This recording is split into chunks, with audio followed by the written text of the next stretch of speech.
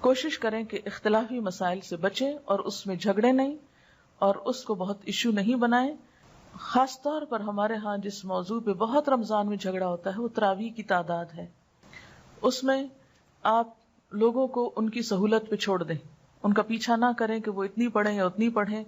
یہ ایسی چیزیں نہیں ہیں کہ جس پر ہم آپس میں دل برے کریں اور مسلمانوں کی اجتماعیت میں خلل آئے اور ایک دوسرے پر حرف اٹھائیں، کیونکہ یہ تقویٰ کے خلاف ہے. کیوں کہا گیا کہ جو کوئی روزے میں ہو تو اسے کیا کرنا چاہیے؟ اسے شور شرابے اور لڑائی جھگڑے سے پرہیز کرنا چاہیے، اور اگر کوئی اس سے لڑنے جھگڑنے کو آئے تو فَلْيَقُلْ إِنِّ امْرُؤٌ صَائِمٌ، کہ میں تو روزے سے ہوں، میں تو اس پہ بحث نہیں کر سکتا، میں جھگڑا نہیں کر سکتا، جو تمہارا دل چاہتا ہے وہ تم کر سکتے ہو. بنیادی طور پر جو نبی صلی اللہ علیہ وسلم کی سنت سے جو چیز ثابت ہے کہ رمضان اور غیر رمضان میں آپ جو تھے وہ 8 رکعت پڑھتے تھے، لیکن زیادہ نفلوں کے اوپر کوئی قید نہیں. اگر کوئی 20 پڑھتا ہے یا آپ کسی مسجد میں پڑھتے ہیں اور وہاں 20 میں قرآن پاک کا سپارہ پورا ہو تو سپارے کو پورا کیجئے، اور اس میں 20 پڑھنے میں حرج نہیں ہے، اس کو 20 تک پڑھ جائیے.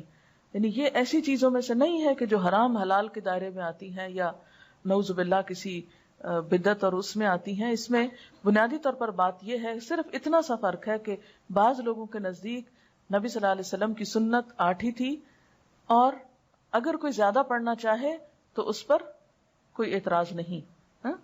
تو اس میں یہ ہے کہ اگر آپ کسی ایسی مسجد میں ہیں کہ جہاں پر 8 پڑھ رہے ہیں اور سپارہ وہاں مکمل ہو گیا ہے تو اس میں آپ یہ نہ سمجھے کہ ہم گناہگار ہو رہے ہیں. ان میں کیا ہوتا ہے کہ قیام لمبا ہو جاتا ہے. نبی صلی اللہ علیہ وسلم کے زمانے میں یہ قیام اللیل ہی تھا، یعنی رات کی نماز تھی.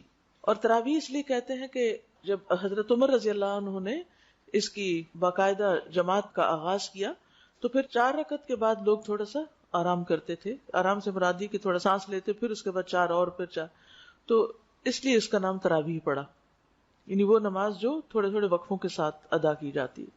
اور یہ نبی صلی اللہ علیہ وسلم کے قول اور فعل دونوں سے ثابت ہے. آپ اپنے صحابہ کو قیام رمضان کی ترغیب دیتے.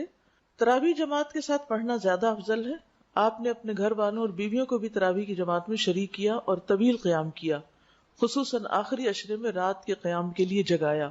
حضرت ابو ذر فرماتے ہیں کہ ہم نے رسول اللہ صلی اللہ علیہ وسلم کے ساتھ روزے رکھے. آپ نے 23ویں رات تک ہمارے ساتھ رات کی نماز نہیں پڑھی، پھر 23ویں رات کو ہمیں لے کر کھڑے ہوئے، یہاں تک کہ 1/3 رات گزر گئی، 1/3، اتنا لمبا قیام کیا. پھر 24ویں رات کو نماز نہیں پڑھائی، لیکن 25ویں رات کو آدھی رات تک نماز تراویح پڑھے، پہلے سے بھی زیادہ لمبا. ہم نے عرض کیا یا رسول اللہ صلی اللہ علیہ وسلم، ہماری آرزو تھی کہ آپ باقی رات بھی ہمارے ساتھ نوافل پڑھتے.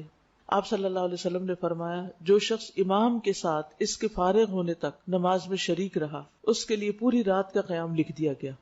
یعنی آدھے میں نماز چھوڑ کے نہ آ جائے انسان، اینڈ تک ساتھ رہے. پھر آپ نے 27ویں رات تک نماز نہ پڑھائی.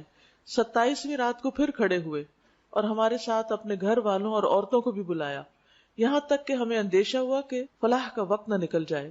راوی کہتے ہیں میں نے ابو ذر سے پوچھا فلاح کیا ہے، تو انہوں نے کہا سحری کا وقت. یعنی اس سے اندازہ لگا سکتے ہیں کہ اس نماز کا پھر کتنا وقت ہو سکتا ہے. یعنی آپ نے 1/3 رات بھی قیام کیا، آدھی رات بھی کیا، اور تقریباً سحری کا وقت ختم ہونے تک بھی کیا. اسی لیے آپ دیکھیں کہ 27ویں رات کو عموماً بعض اوقات لوگ ساری رات قیام کرتے ہیں. اب یہ جو آپ صلی اللہ علیہ وسلم کا طرز عمل ہے، اس سے ہمیں پتہ چلتا ہے کہ یہ نماز پڑھی جانی چاہیے. یہ نماز جماعت سے کرنے میں بھی کوئی حرج نہیں، اور اس نماز میں عورتوں کی شرکت پر بھی کوئی پابندی نہیں، وہ بھی شریک ہو سکتے ہیں. آپ صلی اللہ علیہ وسلم نے ہر روز کیوں نہیں پڑھائی؟ اس ڈر سے کہ کہیں امت پر فرض نہ ہو جائے. تراویح سے پہلے ان آیات کا ترجمہ پڑھ کر جائیں جو امام پڑھنے جا رہا ہوں، یعنی جو سپارہ ہو اگلے دن کا اس کو ذرا ایک دفعہ دیکھ لیں کہ کیا آج پڑھا جائے گا، تاکہ خشوع و خضوع قائم رہے. نمازوں میں صرف نوافل کی تعداد پر نہیں بلکہ دل کی کیفیت اور خشوع پر بھی خاص توجہ دیں. یعنی صرف نمبر آف رکعت کے اوپر نہیں جائیں بلکہ یہ بھی دیکھیں کہ ان کی کوالٹی کیا ہے.